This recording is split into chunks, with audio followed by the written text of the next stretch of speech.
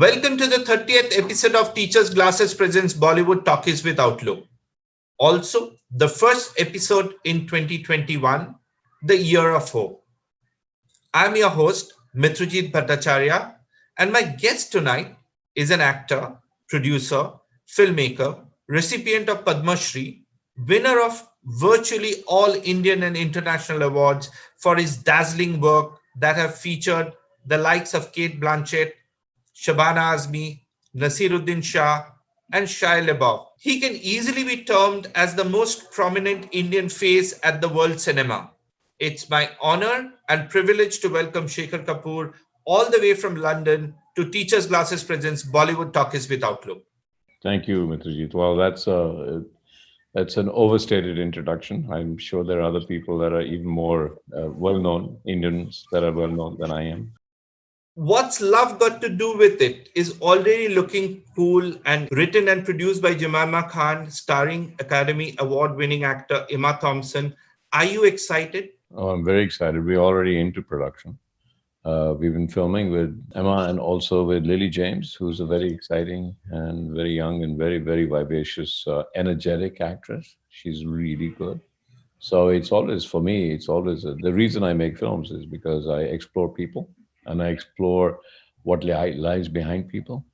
And so that's why I love actors and that's why I love doing what I do. What draws you to women characters helmed by legendary actors like Shabana Azmi in Masoom, Seema Biswas in Bandit Queen, Sridevi in Mr. India, Cate Blanchett in two versions in Elizabeth, and now Emma in your latest. So what draws you to women characters? Well, actually, I should say it's Emma and Lily because Lily is playing a very fascinating character. She's playing a girl addicted to Tinder. So, and the reason I like women, I would say I prefer the feminine to the masculine. I think there's a genre in cinema that has developed over the year where the masculine is represented always by, fists and violence, and the feminine, not necessarily women, but the feminine is always represented by a far greater complexity, so female characters, therefore, the feminine becomes an exploration of greater complexity and greater nurturing. Whereas if you look at male characters traditionally, they're represented by guys who are tough and they'll go and beat their way through it, and that's not interesting. But I've tried to make Buddha and be constantly talking about Buddha. Buddha is an exploration of the feminine being the more spiritual, and therefore the spirituality idea. And we all, both male and female, feminine and masculine at the same time. So it's the feminine in our spirit that I want to explore all the time. That's really what my calling is. So just a line, because these are all very, very legendary female actors you have worked with since Masoom, Shabana Azmi. So I would just ask you to have a line on each of them. Shabana, Cate Blanchett, Seema Biswas, and Emma, and Sridevi. Actually, you're asking a very tough thing because if I could define a line for each actress, I would be confining their personalities, their talents, and their abilities, and the reason I worked with them. But I'm going to try. But it's, you're asking me to define and confine because defining always leads to confining. So, yeah, go ahead, though. I mean, I'll try. I'll tell you what I think. Yeah, go ahead. So, wait, Shabana is, that was my first film. And Shabana, well, each one of them, actually, I asked actors not to portray the characters, but to portray truth, right? And so with each one of them, the idea is that they've all been successful and we've had great collaborations because each one of these actresses, they had the ability to bring themselves to the character. Otherwise, they're just miming a character. So Seema and Shabana and Kate, and now Emma and Lily, they're bringing who they are to the character. And somewhere between the character and themselves, they're finding a drawbridge comes together and then it becomes seamless. They are the character is them. And that's what's been so fabulous about working with them. I could tell you stories about each one of them, but the interesting thing is that they've all brought themselves and become one with the character. A line on Sridevi. If you've just seen Sridevi, if you walked on the sets with Sridevi and she was there, and She would be chatting to you and she would be Sridevi. And then as the camera went on, something electric quite happened. Something electric happened and she just transformed herself. She actually just transformed herself. And you would say, hang on, this is the girl who was either sitting quietly or eating something or talking to her makeup person or anything. And suddenly there was a big shift. There was a shift. And that shift was so remarkable that in front of the camera, she became one with the camera. She saw no difference. The lens was her and she was the lens. And she just became one with the camera. She became just a completely different persona. And it was quite fascinating to watch. It suddenly changed the shift. Yeah. Pretty amazing. Just a small question. In your late 30s, you did Masoom. In your late 40s, you did Bandit Queen. And in your 70s, you are helming a romantic comedy. Are you conveying something? Well, if I am, I don't know. I hope that all my films convey something, but I've actually never in my life, whatever I do, I'm part of a flow that is beyond me, right? So I'm not desperately trying to convey something. I just find something I like in a script or something I like in a character, something that I like about what it's trying to say about our state, who we are as human beings, and so I go for it. Am I conveying something? I don't know. I mean, I want to convey something with Pani, and I'm still trying to make that film. There's always a film in a director's life that's been going on for 20 years. Yeah. And every time it starts to get made, it doesn't get made. But We'll come to Pani later. I just wanted to understand what drew you to make a romantic comedy. What drew you to do well, this at this stage of your life? well, it's not so much it's a romantic comedy. It is a romantic comedy, but the female characters in it are completely fascinating. And they Okay. represent a state of our lives, our civilization, actually. It's who are we today? The film's about the search for intimacy, actually. What's love got to do with it? It's a search that we all have. We are born with wanting to be intimate, but what is intimacy? We spend our lives trying to be intimate, and we've turned intimacy into all kinds of different words.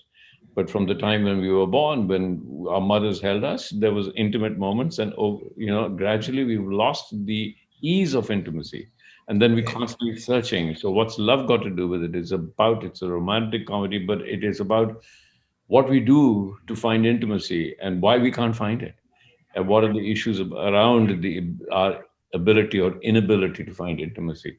And that's what I'm attracted to. There's a search for intimacy. Congratulations on your appointment as the chairman of FTII. Mm. What's your vision with FTII? Can we ever make another IIT out of FTII? Well, it's really interesting you say that. I think that what we need to do is to find, and I've been trying to do that. The first thing I ever did was to try and find connections between IIT and FTII, because the future of cinema, cinema is a technology. It's a art that is derived from a technology. It is an art, but the Right. expression of it is a technological expression, and that technology is changing every day. It's changing every day, and in my term, what I'd like to do is at IIT, they're finding that they need more humanities. It can't Right. just be about engineering and coding. So IIT is looking to make the human brain and the engineering brain or the coding brain, the computer brain more human. And what I'm going to be looking for FTI, we have the humanities. That's what we do in a creative school. We are about the humanities and about creativity. But I'm hoping that to bring much more technology. And if I Okay. can bring more technology to that, then the students as they come out of FTII, all over the world, they should find people with, like how they say about IIT, all over the world. If you're a student of a graduate of IIT, you have a potential. I want the world to say that about FTII. Students of FTII have great potential. So, are you planning to bring in a lot of faculty or guest lecturers from all over the world? What's Yeah. going to be, how are you planning to execute this vision of yours? Well, I'm a chairman of the board of directors. The execution level is another whole level that exists already in the IIT. So I will not try and interfere, but I'm going to try and add to it. So we've already had guest lectures. I did the first one. A.R. Rahman did the second one. Okay. I'm now bringing my editor, who's Baz Luhrmann's editor, one of the most celebrated editors of the world. She's going to come on and do a guest lecture. Obviously, today we have to do everything online. Absolutely. The other thing that we're finding out is hopefully everybody will be able to go back to campus. But while we are out of campus, is how do we adapt ourselves to online learning and online education? And how does that adapt to a creative school? How does it adapt to actors, for example? Can actors, because the tools available to us online are so huge and so complex and so wonderful now, can actors actually, can I make a film online? Can I develop direct actors online? So is to bring all that technology, all that understanding to a school that is essentially a creative school. You spoke about Pani while back, a project which you have lived with for about 2 decades now. Yes. What is it that not fitting in the scheme of things? Because we are all excited, we have spoken, we have read, we have been waiting. Is a cause which should be kind of also spoken about, but something is has not worked out. So if you could just tell us that, do we first see Pani sometime in near future, and what is it that needs to be done to get this going? I think the question that you should be asking me is, can we see Pani before we stop getting water in our taps? That's the Okay. issue, and for 20 years, I've been understanding, and it's my guilt actually that drives me to make Pani, because as a kid, living in Delhi, whoever thought water would run out? We used to waste Right. water all the time. So that's why I want to make it, because the environment, the fundamental. I know we are all obsessed with COVID right now, rightly so, but the real issue is still water. We've crossed the danger zone. What is it not being made? I think that I have a rebellious streak in me that stops me from making a lot of things, because when I see art turning into project, there's a very different thing. There is a film, and then there's a project of the film. And I think the problem is that it becomes, because it's not a very cheap film to make, it starts to Right. become a project, like a Right. project, the cast, who's a star, how much, how will it be distributed? And then I say, well, it's not just too important for that? I think that's the reason I have to take it out from being a project. That's all I can say, is that it becomes a commercial project, and then it doesn't happen. Various reasons. Will you make it? I mean, will you I think still? after what's love got to do with it, with cinema and the presentation of cinema changing as much as we have seen over Right. the OTT program, Right. things like now, I think the it is time to now make Pani. I mean, I could make Pani in so many different ways. Before that, there was only the theatrical. Now theatrical Right. is gone, and there are so many different platforms on which you can reach out to people. And now I think is the time that, given all these platforms, is to make Pani so that it can reach out people all the time or Right. everywhere. Bollywood is clearly going through an ugly phase with public spats and arrests of stars over multiple charges. What do you think is the key reason of this turmoil? And do you think it will help emerge a new order? Well, I'll answer your second question first. It has already helped emerge a new order. I've never seen so much talent, so many different forms, and so many different directors, so many different new writers. The emergence of new talent on the OTT platforms is becoming huge, and it's such a pleasure to watch in India. I wouldn't say Indian film, because now it's even more than just a film. Is it a series? Is it a film? Is it a reality show? Is it a documentary? All of them combined into one thing, and new talent is emerging. To your first question, the essence of what went wrong with Bollywood is it became a monopoly game. It became a monopoly game essentially because, for the world's largest lover of cinema, which is India, the largest population, we have only 9,000 screens. That's right. 9,000 screens for 4 or 5 languages. So it became a monopoly game, because if you could get to the theater, you were in charge of the business. Just compare to that. China has 80,000 screens. Yeah, Yeah, and they're increasing 15 screens a day. We are losing screens. that's right. So now, why is it now getting better? Because our screens are our home television home. As a filmmaker, of course, I love the big screen. I hope the big screen comes back. But for a while, I don't think it's coming back. I don't think theatrical is coming back for a while because of the virus. But it has given rise to an amazing increase in technology and in the habit of viewing at home and giving you the choice. So your first question is, Why did Bollywood become like that? Because it became a too few screens being chased by too many people. It became a game of monopoly. Second, yeah, we've seen the emergence of great, wonderful new talent and new forms of presenting stories because ultimately creativity is about storytelling. What do you think of great content coming out of a conflicted society like this? What's your view on that? I think a society that is not in conflict is not a creative society. You know, Okay. conflict creates, I mean, the very nature of the universe is conflict. The earth and the sun are in conflict with each other. You know, the sun is pulling the earth into itself, and the earth, through its energies, is trying to fly out of the orbit of the sun. It's a conflict. So the whole universe is held together by conflict, by Okay. conflicting, and by art is held together by conflict.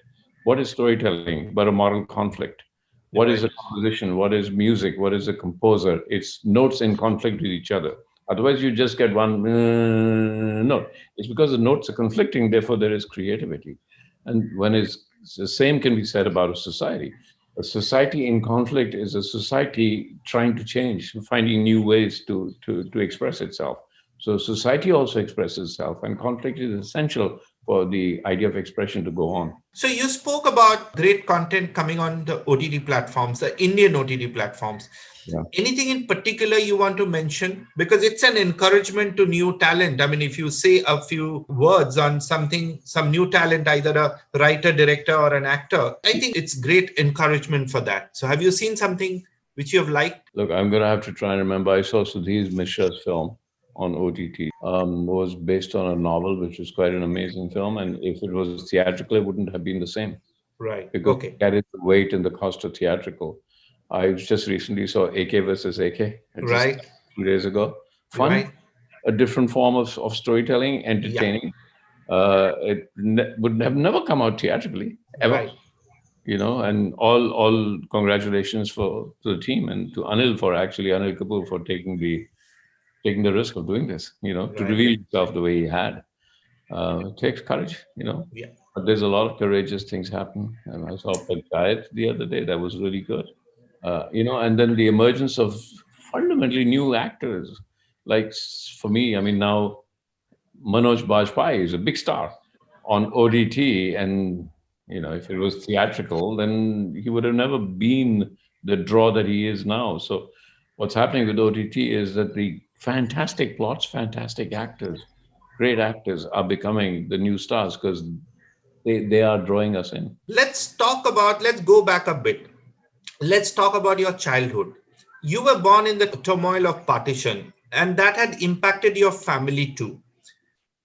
Do you have any childhood memories which you would like to share? Something which has remained with you? You know, I went to Lahore to do the music of Bandit Queen with Right. Nusrat Ali Khan, and I went back, and my father told me where I was born, the house I was born with, and I saw the house, and suddenly I remembered what it looked like, and I was just 1 year old, or not even one when we left, but the memories were there. I saw this house. I remembered the walls, and there was a, like, next to big walls you have this, sometimes these chai ki dukans come on. There's Right, a, right, right. and I started to ask him about, and he suddenly looked at me. He said, "आप क्या doctor Kapoor साहब के बेटे हो?" मैंने कहा हाँ. And he remembered my father. you know so yeah, I it was amazing. It's not the memory so much, it's the energy of your existence of that time that keeps drawing you. And I've always been, when people talk about, partition, we've forgotten people that were not born of the partition, and forgotten that 10 million people moved and 1 million people died during partition. It's not for us and for my parents. It was not an easy thing to forget. It was never an easy. It's not an easy thing for me to forget that what conflict can lead to. It can lead to. It's very easy to talk about conflict, but for those of us that actually experienced it, what my mother told me about it, what my father told me about it, the fact that I was basically, when I see refugees, we were refugees. We came in a refugee camp. Well, my first memory of my childhood was actually a tent, a refugee tent. So when I look at refugees, when I look around myself and everybody says, "Oh, refugees, refugees," look at me. I mean, I'm a refugee that way. I came up from first memories are not that much the house, but the tent. But then you went on to get educated at the modern school, St. Stephen's, and then a chartered accountancy, and even a corporate career in London. How did movies happen? I knew I wanted to walk away from a corporate career. Um, it wasn't that movies. I didn't leave chartered accountancy or a corporate career to go to movies. I knew that I was 24 at that time when I left. And I knew that something was going wrong with my life. And what was going wrong with my life is that I was not doing what I was doing, and who I was too far apart. So I went out to look for something that I want to spend the rest of my life doing that who I am. And so I realized that I had to be in some kind of creative place. But I could not get to a creative place. So I decided at 24, I decided that there was one word I was going to not ever refer to in my life. And that word was called career. And for a middle class boy from India to drop the word career after he's become a chartered accountant, it was a big move. I am no longer going to pursue a career. So I'm not a filmmaker. It's not my career. My career is to search for adventure in the life to find out who I am. That's who I am, is the search for who I am.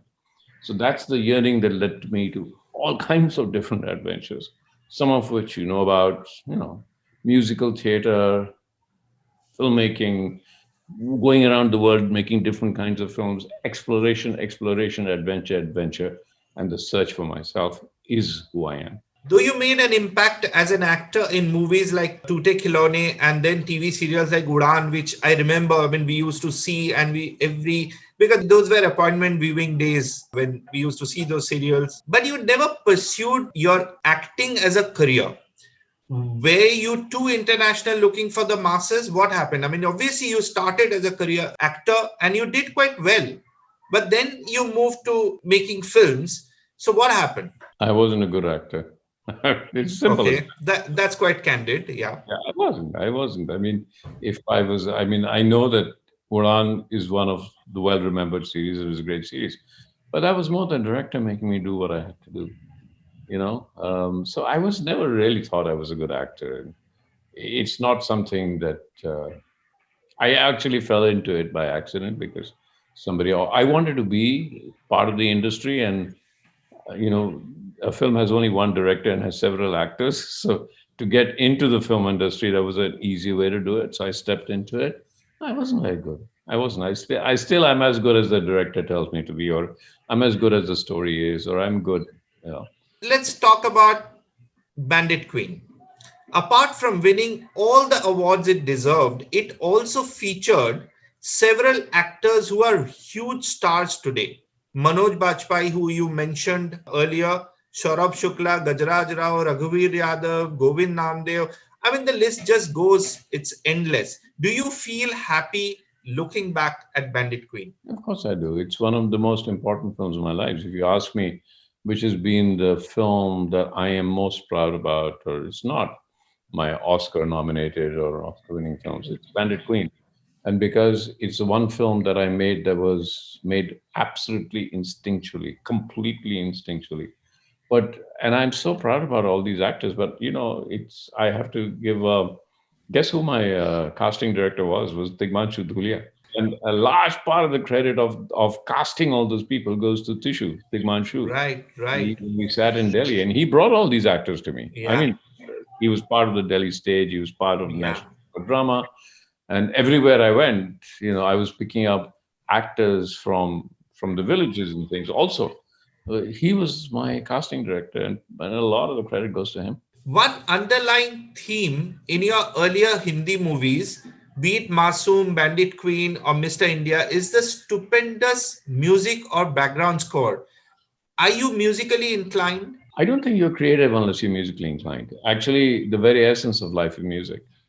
You know, if you believe in any religion, Sufism, it's music. If Hinduism, the one musical note that gave rise to the universe is a musical note called Om. It's Aum is a musical note.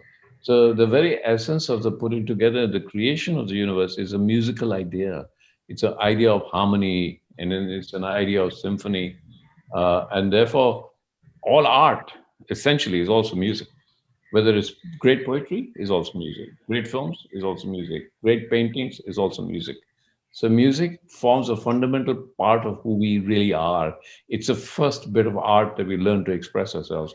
It's not just singing, whether it's rhythm or anything Right. else. We find that we all responded to music. So for me, music and film are exactly the same thing. Okay, a short question. What made you use Ustad Nusrat Fateh Ali Khan to give the music for Bandit Queen? I knew I needed a voice, and I knew I needed both a voice and a composer that could express the angst, the absolute angst of the character.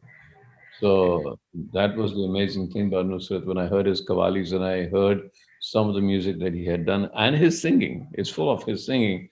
There was a certain yearning, there was a certain angst to his singing that comes out of Sufi music a lot. That's why I approached him and asked him if he would do it. You have partly answered my next question, but I'll still ask which work or works of yours you are most proud of. You have mentioned about Bandit Queen, so if you could just, if you want to add some other work of yours and talk a bit about Bandit Queen if you want, why you are proud of. The Bandit Queen is one of those things, one of those films. We decide a plot. It was plotless, actually. Okay. And I can remember I had no idea how to make the films, but normally I don't know how to make my film till I actually get to make it. But I remember meeting Seema Biswas, who was a very, accomplished theatrical actress, theater actress in Delhi, and she asked me some very relevant questions. And said, so, because I was a well-known director already, she asked me the trajectory of the character. She asked me, what are the high points, what are the low points, and everything about the dignity and the moments of the character that were more important. And she got me because I hadn't even thought about all that yet. So I put it back on her and said, Seema, well, why don't you go back and write about the character and bring me 2 pages? And she wrote those pages, and they were very professional, very remarkable. And I suddenly knew how to make the film. And so I said, Seema, now write 2 pages about Poolan Devi. Or you've written, sorry, Poolan, about the film. Now write 2 pages. Confine yourself to 2 pages about yourself. There's not a single one that's either listening to the program or you or me together that can confine ourselves to 2 pages. Can we? We cannot. And yet we go on making films by confining characters to this is our character and confine it to a 2 hour, 1.5 hour film. And so why I love that film so much is none of us went in there knowing what we would make. So that's what I remember telling all my actors and everybody, the whole crew, everybody that was working very intimately is that, yeah, we have a script, it's just a takeoff point, but I'm not asking you to be right or wrong. There is no right in creativity, there's no wrong in creativity. There's only honest. Be honest to the moment. If you're nervous, you're nervous. If you forget your lines, you forget your lines. Let's just go out and be honest because maybe in that honesty, we can be honest enough to try and discover a person that is still alive and see how it works. So that's why it's my favorite. It didn't carry the burden of we have to have this end, we have to do this, we have to do that. It was a process of exploration.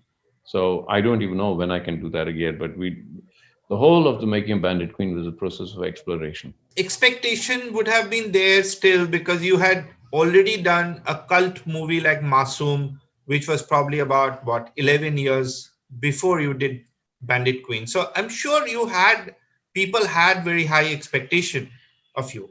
Yeah, what you're saying is the bane of success and the bane of fame is that it becomes your greatest burden. Now you have to let that go. I used to be a very, very keen climber of mountains. And the one thing you learn from climbing a mountain is two things you learn. One, you can't climb the next mountain without coming down a mountain. So you have to come down it. And most of the big accidents of climbing are on the way down, not on the On way the up. way down, yeah. So you have to come down and work your way down to forget you climbed this mountain and then climb the next one. So I think it's the same thing that we can say about success and fame is that you have to climb down from success, you have to climb down from fame. Otherwise, you're just going to make the same film again and again. Which projects of yours have been the most challenging to execute? There have been projects that have been challenging that because I wasn't fully able to express myself. And some of them succeeded, some of them failed. I mean, Mr. India was a very, very challenging film. It was very challenging because it is full of visual effects, and actually everything was done in camera. I mean, there's this very famous scene in Mr. India that we had about where he suddenly first discovers invisibility, and he picks up this kid, Anil Kapoor, and he can see in red, and he can't see in red. I remember there were 7 passes of the negative. We used to run the camera with a filter, with a mask, and then run it back exactly, put the mask in a different way, run the scene again in a different way. 7 passes of the same negative to go on. And I had, fortunately, at that time, a very special visual effects cameraman called Peter Pereira. And we did. It was very challenging. The film, now when you watch it, it flows and it's simple. Remember, it was made when there was no green screen, there was no visual effects, there was nothing. Everything was done in camera. Any regrets till date in Yeah. terms of the professional career of yours? Yeah, I have not made Pani as a regret. I hope to redress that soon. But I don't think I made enough films. I think that I wish I was born today to make films, because today I don't know why people don't make films all the time. Now you have a cell phone, you can make a film on a cell phone. You have an editing thing in your computer. You can edit and put out. I think when I started to make films, we still had to get a 35 camera and raw stock and all of that. I wish, the regret is that I just didn't do enough work. I don't regret anything in my life. I've always been much more busy than people think I have, because they only see me doing films. But I do regret not making more films. I wish I was today, if there was OTT and everything, I would be making a film every day. We're coming to the end of the interview. I just want you to answer. These are all one-word answers. Just describe 2020, the year 2020. I call it the year of the mirror. It was when civilization had a mirror held to it to look upon it and reflect upon it. So it's a year of reflection, the year of the mirror. Year 2021. It's a year of a new beginning. So 2021, the year of new beginning, where civilization actually has to now rework itself in order to have a much more fair society. Twitter. Was a great platform for all of us to express ourselves. It's now become a platform of angst, and therefore I'm rethinking Twitter. Hollywood. Hollywood was a name that was once the mecca of filmmaking, but now filmmaking is so international that Hollywood is losing its absolute significance, and everywhere else is gaining significance. So international cinema, Hollywood is now just a metaphor. Hindi movies. Hindi movies have to stop calling themselves Hindi movies.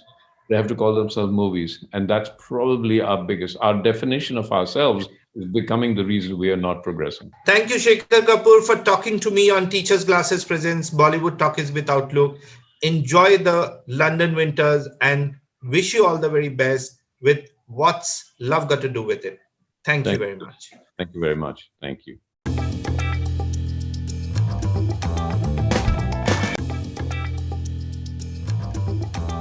Why I love that film so much is none of us went in there knowing what we would make. So that's what I remember telling all my actors and everybody, the whole crew, everybody that was working very intimately, is that, yeah, we have a script, it's just a takeoff point, but I'm not asking you to be right or wrong. There is no right in creativity, there's no wrong in creativity, there's only honest. Be honest to the moment. If you're nervous, you're nervous. If you forget your lines, you forget your lines. Let's just go out and be honest, because maybe in that honesty, we can be honest enough to try and discover a person that is still alive and see how it works. So that's why it's my favorite. It didn't carry the burden of, we have to have this end, we have to do this, we have to do that. It was a process of exploration. So I don't even know when I can do that again, but the whole of the making of Bandit Queen was a process of exploration.